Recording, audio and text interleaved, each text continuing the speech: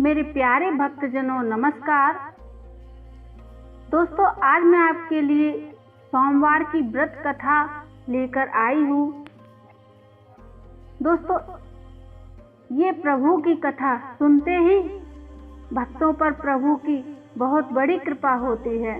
तो दोस्तों, इस कथा को अंत तक अवश्य सुनिए। तो सबसे पहले बोलिए हर हर महादेव। दोस्तों, एक समय की बात है, किसी नगर में एक साहूकार रहता था। उसके घर में धन की कोई कमी नहीं थी, लेकिन उसकी कोई संतान नहीं थी। इस कारण वो बहुत दुखी था।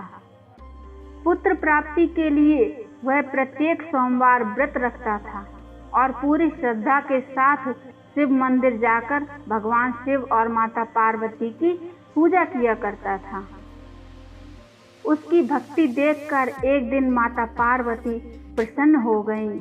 उनके अंदर ममता का भाव उमड़ आया और भगवान शिव से उस साहूकार की मनोकामना पूर्ण करने का आग्रह करने लगी। पार्वती जी की इच्छा सुनकर भगवान शिव ने कहा कि हे पार्वती देवी, इस संसार में हर प्राणी को उसके कर्मों का फल मिलता है और जिसके भाग्य में जो है वो उसे भोगना ही पड़ता है। लेकिन पार्वती माँ ने साहूकार की भक्ति का मान रखने के लिए उसकी मनोकामना पूर्ण करने की इच्छा जताई। माता पार्वती के आग्रह पर शिव जी ने साहूकार को पुत्र प्राप्ति का वरदान तो दे दिया, लेकिन साथ ही यह भी कहा कि उसके बालक की आयु केवल 12 वर्ष की ही होगी। माता पार्वती और भगवान शिव की बातचीत को साहूकार सुन रहा था। उसे ना तो इस बातचीत की खुशी थी और ना ही दुख था। वो पहले की भांति शिव जी की पूजा करता रहा। कुछ समय के बाद साहूकार के घर एक पुत्र का जन्म होता है। जब वह बालक 11 वर्ष का हुआ तो उसे पढ़ने के लिए काशी में भेज दिया गया। साहूकार ने पुत्र के मामा को बुलाकर उसे बहुत सारा धन देकर और कहा कि तुम इस बालक को काशी विद्या प्राप्त करने के लिए ले जाओ और मार्ग में यज्ञ करते जाना। जहाँ भी यज्ञ कराओ वहाँ ब्राह्मणों को भोजन कराते और दक्षिणा देते हुए जाना। दोनों मामा भांजे इसी तरह यज्ञ कराते और ब्राह्मणों को दान दक्षिणा देते काशी की ओर चल पड़े। रात में एक नगर पड़ा, जहाँ नगर के राजा की कन्या का विवाह था। लेकिन जिस राजकुमार से उसका विवाह होने वाला था वो एक आंख से काना था।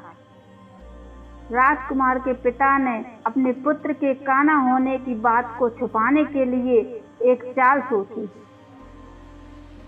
साहूकार के पुत्र को देखकर उसके मन में एक विचार आ गया।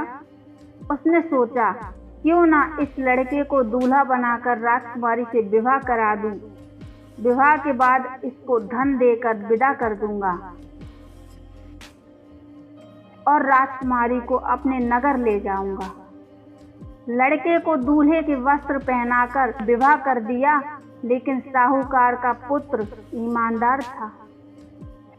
उसे यह बात न्याय संगत नहीं लगी।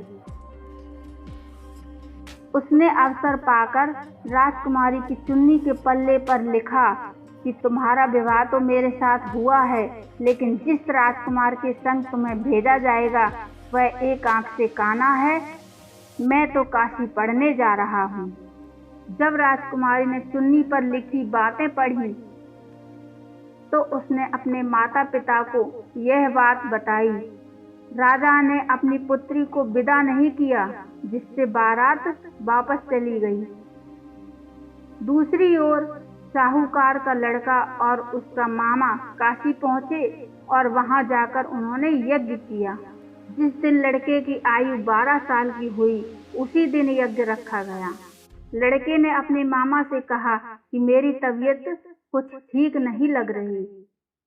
मामा ने कहा कि तुम अंदर जाकर सो जाओ। तो शिवजी के वरदान के अनुसार कुछ ही देर में उस बालक के प्राण निकल गए। मृत भांजे को देखकर उसके मामा ने रोना शुरू कर दिया। संयोगवश उसी समय शिवजी और माता पार्वती उधर से जा रहे थे।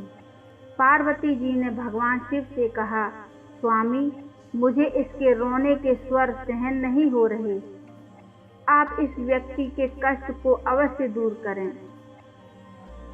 जब शिवजी मृत बालक के समीप गए तो वह बोले कि यह उसी साहूकार का पुत्र है जिसे मैंने 12 वर्ष की आयु का वरदान दिया।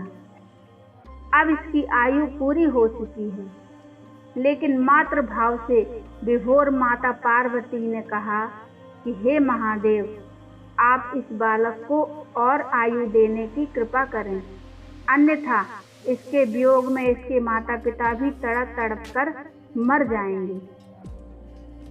माता पार्वती के आग्रह पर भगवान शिव ने उस लड़के को जीवित होने का वरदान दे दिया।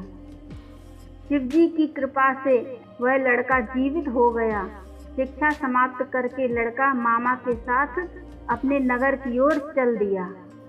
दोनों चलते हुए उसी नगर में पहुंचे जहां उसका विवाह हुआ था। उस नगर में भी उन्होंने यज्ञ का आयोजन किया।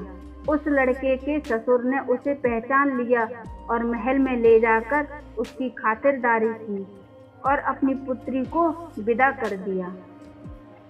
इधर साहूकार और उसकी पत्नी भूखे प्यासे रहकर बेटे की प्रतीक्षा कर रहे थे।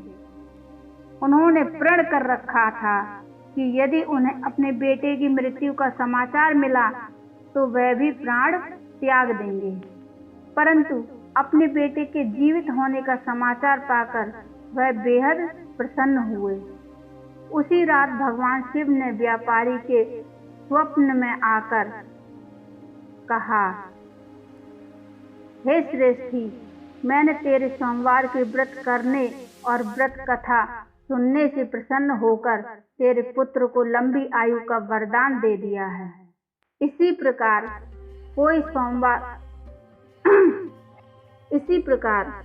जो कोई सोमवार व्रत कथा करता है, इसी प्रकार जो कोई सोमवार व्रत करता है या कथा सुनता है और पढ़ता है, उसके सभी दुख दूर होते हैं और समस्त मनोकामनाएं पूर्ण होती हैं। दोस्तों, हमारी भगवान से यही मनोकामना है कि जो भी इस कथा को सुन रहे हैं, महादेव उनकी मनोकामना अवश्य पूरी करें।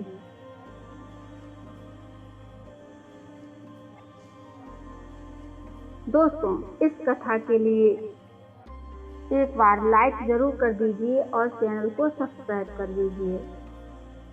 तो मिलते हैं फिर एक और अच्छी सी कथा के साथ।